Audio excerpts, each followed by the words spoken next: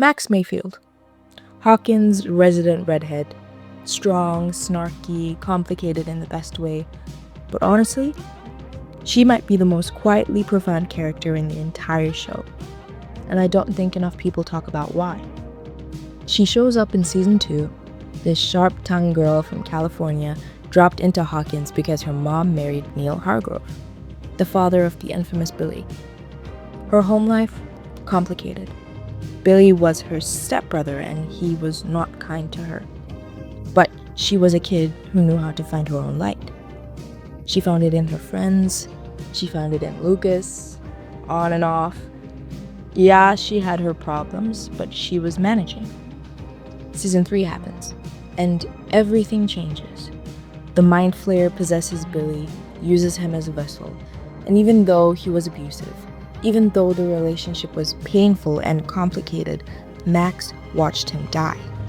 She watched him sacrifice himself, and she never fully came back from that. By season 4, she's withdrawn. She's broken up with Lucas again, but for real this time. She's having constant headaches, nosebleeds, and nightmares. Vecna has targeted her. See, Vecna targets the wounded.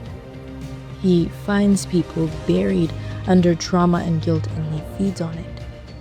He used her own memories against her, he used Billy against her, and in season 4's finale, he almost wins. He kills her, briefly. 11 brings her back, but damage has been done. She's stuck in a coma. Except, it's not a regular coma. Her mind is trapped inside Vecna's mind, inside his memories. Holly Wheeler calls it Camazotz. Here's where it gets interesting. Trapped in there, Max had 3 options. She could give up, she could accept that this was where she ended, or she could escape. She chose the third. Even while reliving her trauma, even while Vecna stalked her, she used it as an opportunity to study him. She used her knowledge of the prison to survive it. She turned her suffering into strategy. And Lucas, sweet, loyal Lucas, sat at her hospital bed the whole time, playing Kate Bush on repeat. Because she could hear it in there, it was a threat back to the world. Back to him. Soon, she's not alone in Camazotz anymore. Holly Wheeler gets pulled in. Together, they figure out that Henry's worst memory is also the way out. His trauma, his cave, his weakness. And when Max finally finds her portal back to the real world, she sees Lucas. Holding her, still there, that's what she runs toward. Not just safety, not just survival, him. All that time, she thought the music was the answer.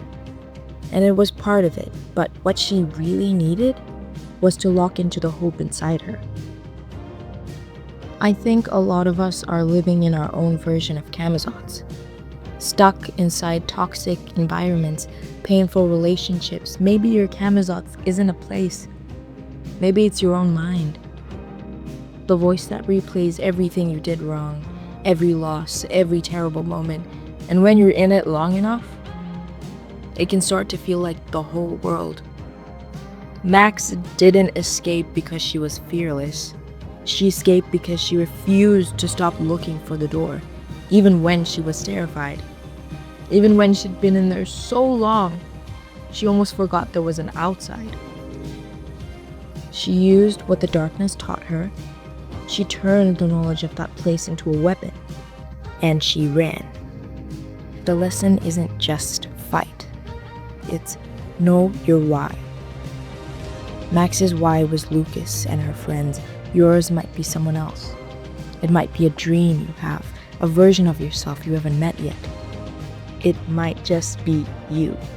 And honestly, that might be the most powerful why there is. Because when you have something worth running toward, something that is genuinely, deeply worth it to you, you will find the door. Even in the dark, even when you're scared, even when you've been in there a long, long time, you'll hear the music and you will run. Honestly, That idea of running towards something that matters, even when you're scared, has been on my mind a lot lately. If you didn't know, I've been documenting a small part of my own journey on this channel. I've been invited to a second round recall audition at the Guildhall School of Music and Drama in London. It's happening on the 5th of May, and it's an incredible opportunity.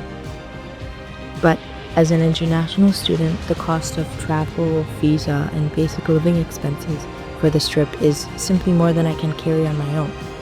So if you'd like to help me take that step, the link to donate is in my bio. And if not, that's okay too. I'm just grateful you're here. Thank you for listening, and thank you for being a part of this journey.